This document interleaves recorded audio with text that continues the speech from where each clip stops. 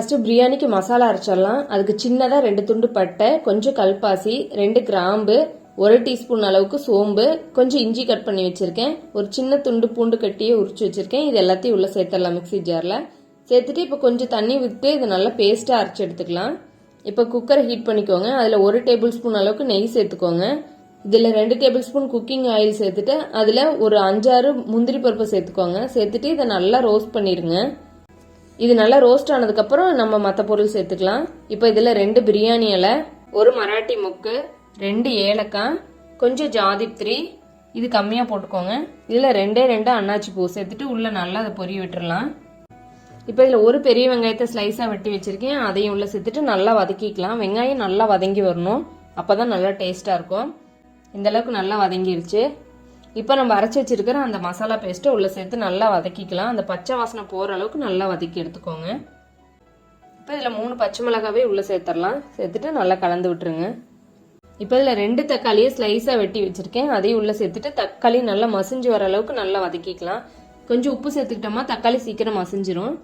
சேர்த்துட்டு நல்லா இந்த அளவுக்கு வதக்கிடலாம்.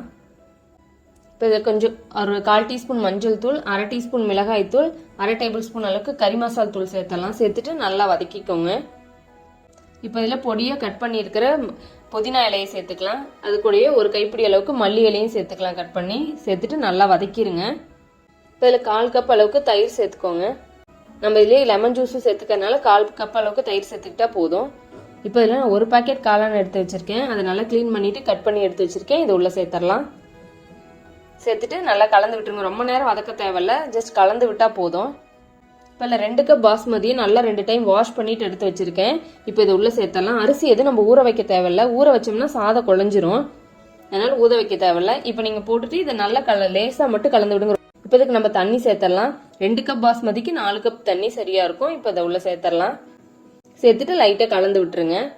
இப்போ இதில் 1 டீஸ்பூன் அளவுக்கு லெமன் ஜூஸ் சேர்த்துக்கோங்க, அதிகமாக வேண்டாம், நம்ம தயிர் சேர்த்துக்கனால 1 டீஸ்பூன் போதும்.